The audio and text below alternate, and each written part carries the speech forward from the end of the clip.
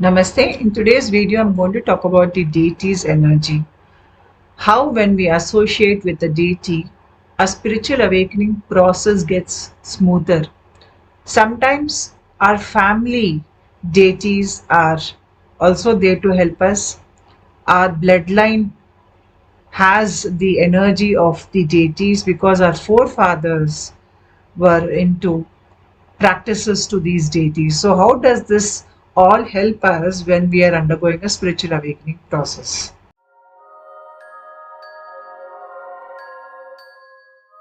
In India, we have many deities. Our family has a deity, the Kul Devata. Then the village has a deity, the village level deity, and then the territorial level deity. These deities are mentioned often when we are doing our sadhanas or practices.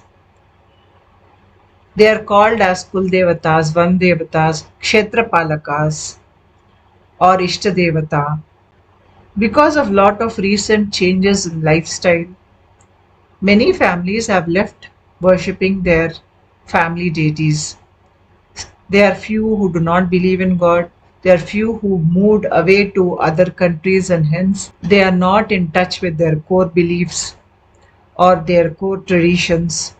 Some have left traditions for the reason of convenience or because they are more materialistically focused. So, for various reasons, if one or two generations in between they leave the practices that the family undertook over many generations, in a way we are cutting away the link between the deity and the next generation. When we are spending our time in doing practices of sadhana to a deity, the effect of that deity's energy is there on our DNA. The DNA at a subconscious level, it imbibes the energy of the deity, and this energy of the deity becomes part of the DNA, it gets transferred to the next generation.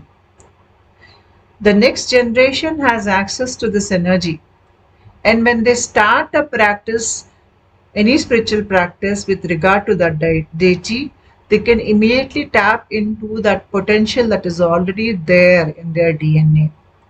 Hence, they don't have to put in a lot of individual effort to form a link with the deity because it has already been done by their ancestors.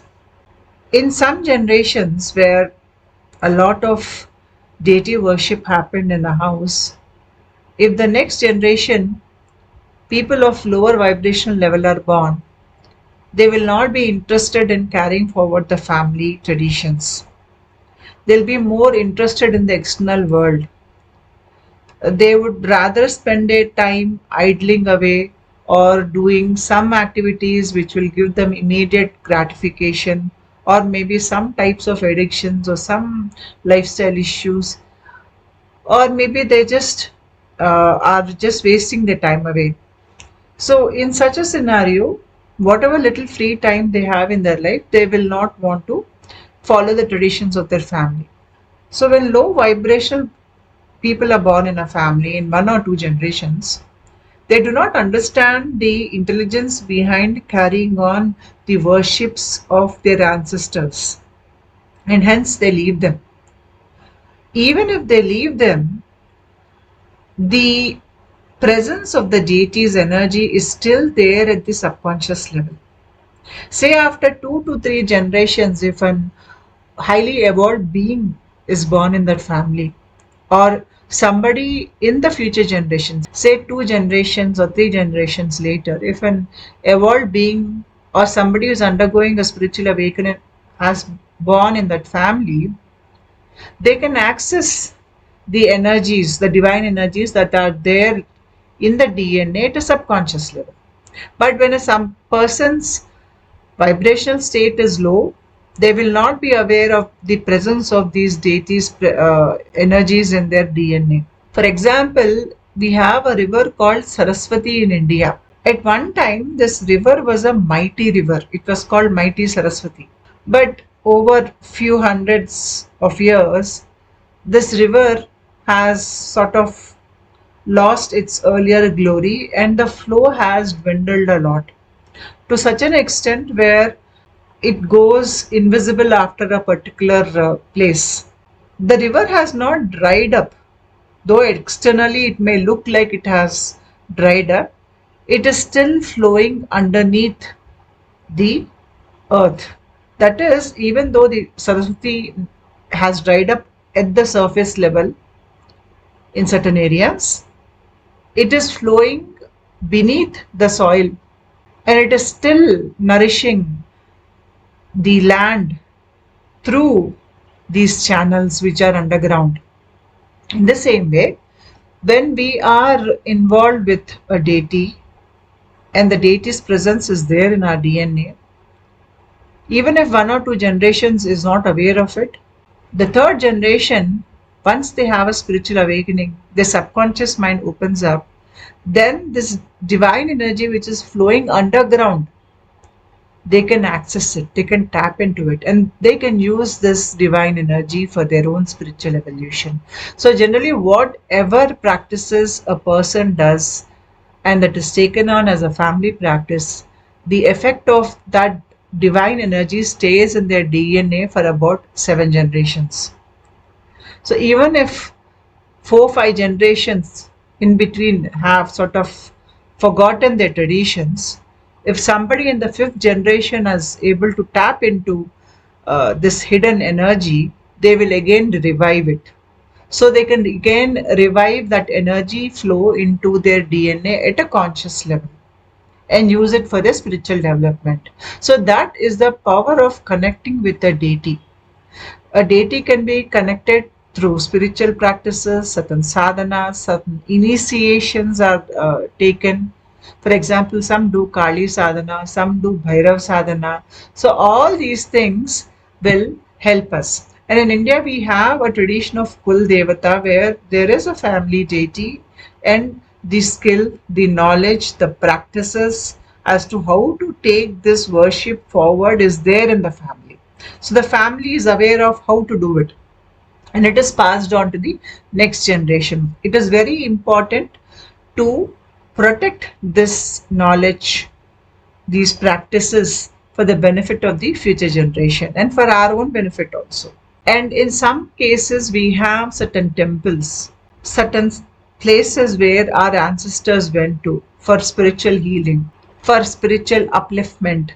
There is something about this place and the energy of that temple or that site or that location when the ancestor visited that place many times and connection has got formed at the level of the DNA.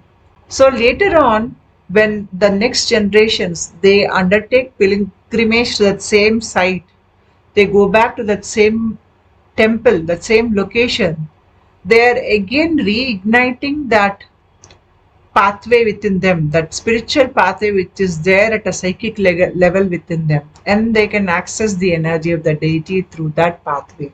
So all those practices, all those pilgrimages, all those things that are there in a family, they should be protected and passed on to the next generation so that the divine energies that are flowing through the bloodline, because of that long term association, it carries on to the next generation too.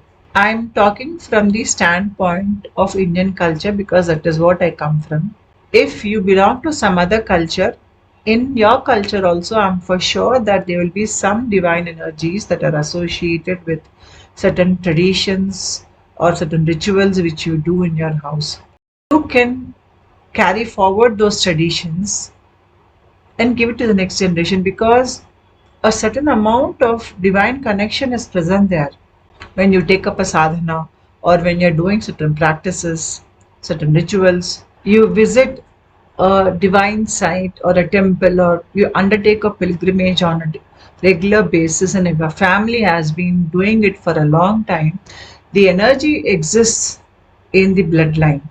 And when we have a spiritual awakening process, we are able to access into this energy.